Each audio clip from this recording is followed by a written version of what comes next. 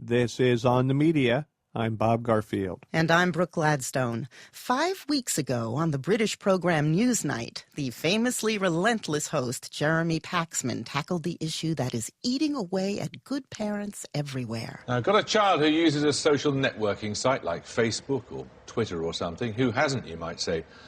Well, their brain's being rotted, or at least that's more or less what the Daily Mail claimed this morning. The paper was citing Baroness Susan Greenfield, who told us today that repeated exposure to screens could rewire the brain. It follows if the human brain is so impressionable, if the environment is changing, then the brain might change too. The Baroness, a neuroscientist at the University of Oxford, willingly conceded that the problem, in the absence of any actual proof, was still theoretical, but then caused a ruckus by just as willingly speculating on the psychological damage posed by long hours spent online.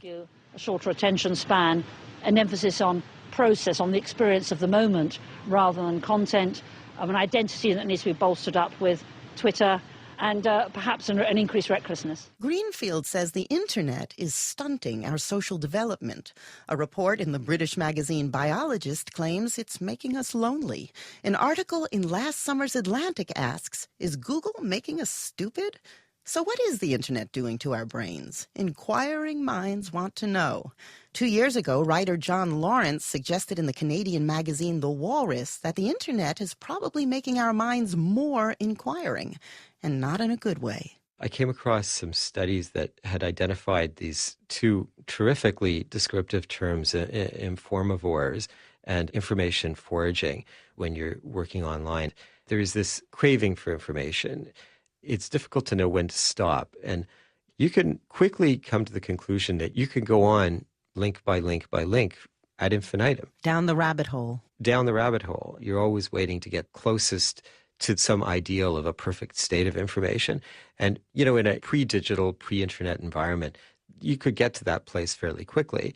Whereas with the internet, I do think that the horizon is much further off, and yet you still crave that. And I do think that's the addictive nature of it. The byproduct of information addiction is chronic distraction. And though there is as yet no hard data on the impact of the internet, there is a vast body of work devoted to the consequences of constant interruption.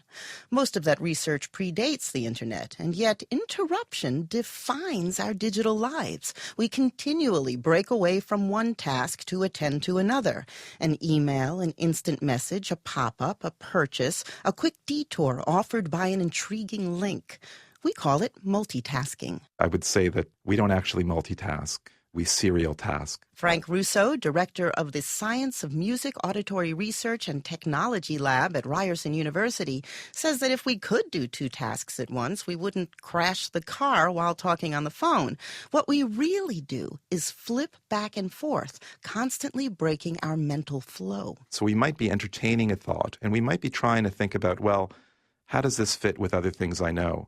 How can I advance what I'm looking at and get to the next step? All of that hard cognitive work is taken away once we get that pop-up message.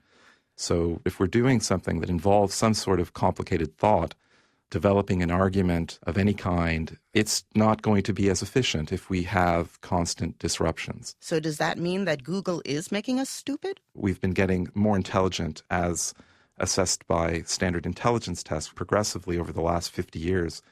So that's the part I don't get, I have to say. Somehow we're getting more intelligent, but it's also clear to me, just anecdotally from my own experience, that people seem to have less tolerance for complex arguments. I don't know how those things add up.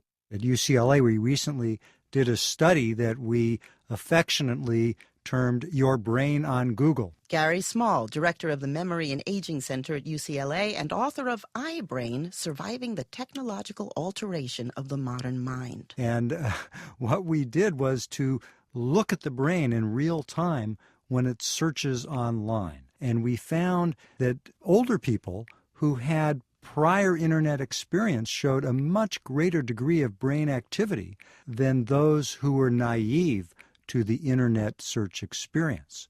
So the headline became, Google is making us smart. And I don't think it's that simple. I think in some ways Google may be making us stupid because we spend not as much time thinking about issues in depth. Less depth, more breadth. There are trade-offs with every new technology. Socrates complained that writing things down was bad for the memory. We hear that same complaint about digital technology. We can't remember phone numbers because they're stored in our cell phones. Boo-hoo. There is a limit to how much we can hold in our brains, isn't there? You think? No, seriously. I mean, several have said that, brain functions like a computer. You have RAM. I think back on the things that are in my mind, taking up space, that I wish I could get rid of, like the theme song to the Patty Duke Show. Meet Kathy, who lived most every... I don't really need that anymore. That's haunting you, too. My God, what a coincidence. Now that you've said it, I'm going to be thinking of that the rest of the afternoon. But as a result, that's a little bit of space that maybe I could have devoted to something useful, but I can't delete that memory. As somebody who knows so much about memory, the fact that you can offload some of these unnecessary bits of flotsam is a good thing. It expands our capacity, right? That's right. And we don't need to remember a lot of these details. We need to know how to get the details. But we can't offload social skills like we can phone numbers. What about the concern that constantly connecting through online social networks is rendering us less capable of connecting in real life?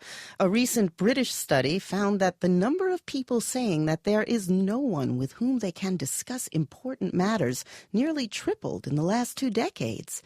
Lee Rainey directs the Pew Internet and American Life Project. In the data that we gather in our research, we don't see a lot of increased levels of loneliness, increased levels of isolation. Rainey's project offers periodic updates on the future of the Internet. We see that people use the Internet and use their cell phones in an additive way.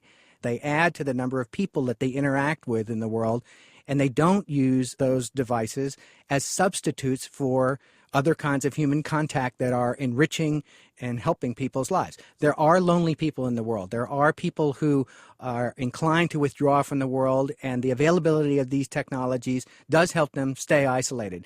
But for the vast majority of people that we talk to and we look at in our research, they say these technologies are adding to their social well-being and adding to the richness of their social lives. Psychiatrist Gary Small, who wrote the book iBrain, is among many experts who expect that someday holograms will be able to replicate the experience of meeting face-to-face. It's also increasingly likely that the technology will give us a chance at a kind of intimacy we may never have thought possible, the ability to meet mind to mind. We have a little illustration in iBrain where there's people wearing these little headband sensors where they can communicate with their handheld devices or laptops just by merely thinking about it. And those thoughts are wirelessly transmitted to their computer, so they can say to each other just with their thoughts, let's meet at Starbucks, and not even have to talk. So the technology of the Internet will continue to redefine our personal relationships. But what about relationships on a societal scale between political and religious groups, ethnicities, and nations? Lee Rainey says that all the experts consulted by Pew agree that in a few years, mobile devices will allow us to stay continuously connected to the Internet. But they're split 50-50 on whether that's for the good.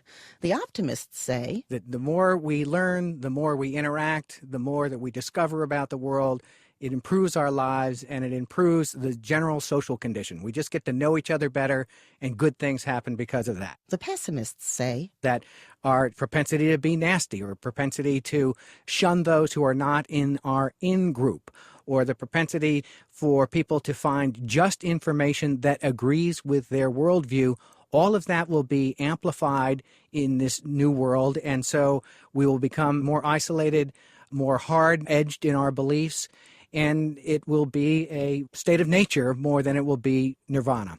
A worry that's long plagued media watchers, like me, is the echo chamber phenomenon, in which like-minded people huddle in bubbles in the blogosphere where they never have to confront a conflicting opinion or unwelcome fact, where in defense of the dogma of the tribe, moderates are sidelined and extremists exalted. Rainey conducted a study of people's politics and the internet during the 2004 presidential campaign. He found that the echo chamber phenomenon is a byproduct of human nature, not the internet. The net merely amplifies what's worst and best in us all. One of the surprising things we found in that survey was that those who are the most technologically adept and those who are the most engaged with information actually are not in the echo chamber pattern. They are actually seeking out and finding out more arguments opposed to their views than those who are less technologically adept and less interested in political information. Wait a minute. You have just blown my mind. So what you're saying is that regardless of their political persuasion, the more comfortable they were in cyberspace, the more likely they were to know views across the spectrum and views other than their own. Right.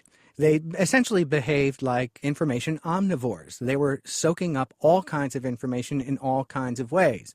The people who worry about the echo chamber worry that people are going to narrow their universes. Information becomes more voluminous, that people, just as a coping strategy, will only look at the stuff that agrees with their point of view and only deal with the people who support their ideas. But in fact, these omnivores, in particular, the most technologically adept people, are scanning every horizon they can, and they can't help but bump into stuff that doesn't agree with them. That's a different response to information from what we've seen before. All the experts we spoke to believe that children growing up on the net will be better at some kinds of thinking and maybe worse at others, that all that time spent online has already slightly rewired their brains. They also assume that the rewiring will advance along with the technology. There's prehistoric precedent for that. Gary Small. I would put forward that all the new technology will create a major milestone in brain evolution, just like the development of the handheld tool did many years ago. How did that change our brains? It coincided with the growth of the prefrontal cortex, as well as coevolution of grammatical language and more complex social networks. So that was a major milestone, just that one minor invention. So I think that the future brain will be quite an extraordinary organ, and it will seamlessly interface with our external computer technology. Our future brain, freed from the gravitational drag of space or time or even language, will inevitably evolve. And so must the definition of what makes us human, because it's possible that someday we will carry cyberspace inside us, and we will no longer know for sure where the human ends and the machine begins.